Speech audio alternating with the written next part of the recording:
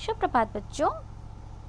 आशा करती हूँ आप सभी घर पर होंगे, सुरक्षित होंगे और अपनी अपनी पढ़ाई नियमित रूप से कर रहे होंगे।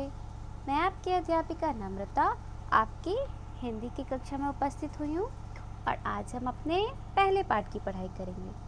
हमारा पहला पाठ एक कविता है या इसे हम प्रार्थना भी कह सकते हैं और इसका शीर्षक है निवेदन। तो हम किससे निवेदन करेंगे? हम ईश्वर से निवेदन करेंगे, हम भगवान से निवेदन करेंगे। तो चलिए अपना पाठ शुरू करते हैं।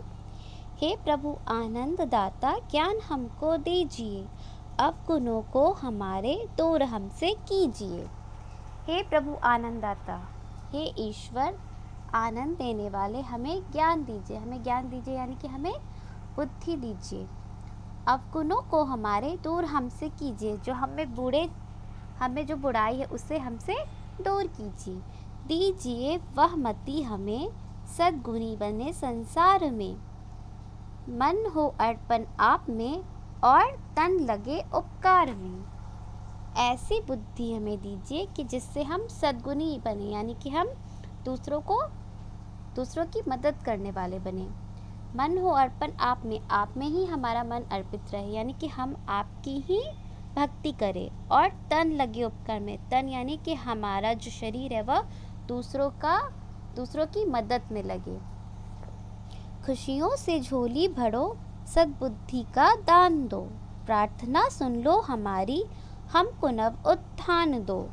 खुशियों से झोली भरो, हमारी झोली जो हो वो खुशियों से भर दो। सद्बुद्धि का दान दो, हमें सद्बुद्धि दो कि हम सही मार्ग पे चल सके। प्रार्थना सुन लो हमारी हमको नव उत्थान दो,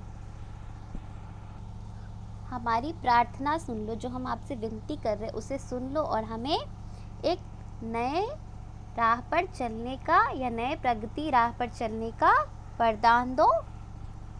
नन्हे बालक करे विनती, हे परमेश्वर आपसे आलोकित पथ करो हमारा है निवेदन आपसे। नन्हे बालक करे विनती, हम छोटे छोटे बच्चे आपसे विनती कर रहे हैं।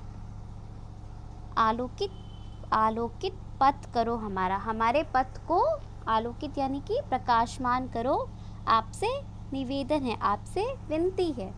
हम अकिंचन है खड़े प्रभु आज तेरे द्वार पे, सद्भक्ति के पुष्प अर्पित करते हैं हम प्यार से।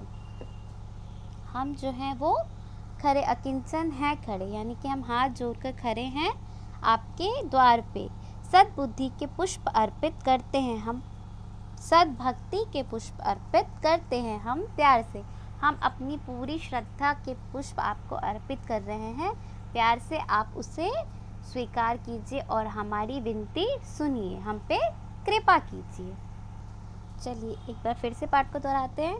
हे प्रभु आनंद दाता ज्ञान हमको दीजिए, अवगुणों को हमारे दूर हमसे कीजिए। दीजिए वह मति हमें सद्गुणी बने संसार में, मन हो अर्पण आप में और तन लगे उपकार में। खुशियों से झोली भरो सद्बुद्धि का दान दो, प्रार्थना सुन लो हमारी हमको नव उत्थान दो। नन्हे बालक करे विनती, हे परमेश्वर आपसे आलोकित पथ करो हमारा है निवेदन आपसे। हम किंचन है खरे प्रभु आज तेरे द्वार पे, सद्भक्ति के पुष्प अर्पित करते हैं हम प्यार से। तो हम लोगों ने पाठ को पढ़ा और समझा और इसे ये आपका गृह कार्य है कि इस पूरे पाठ को आप लोगों को याद करना है, इस कविता को याद करना है और फिर इसके शब्दार्थों को भी याद करना है। यहाँ विलोम शब्द और पर्यायवाची शब्द हैं जो मैंने व्याकरण की कक्षा में पहले भी करवाया है, इसे भी याद कीजिएगा।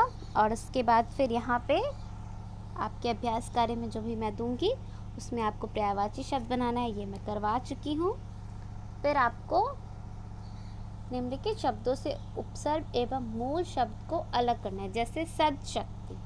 तो इसमें उपसर्ग क्या है? सद, और मूल शब्द क्या है? शक्ति। वैसे अवगुण, उपसर्ग हो जाएगा अव और फिर मूल शब्द हो जाएगा गुण। वैसे ही आपको सारा बनाना है और इसके बाद फिर ये बोध प्रश्न है, यानी कि इसके उत्तर देने हैं। फिर आपको शब्दों को जोड़कर लिखना है, यहाँ बुद्धि है और इसमें दाता जोड़ना है, ये बनाना है आप लोगों को।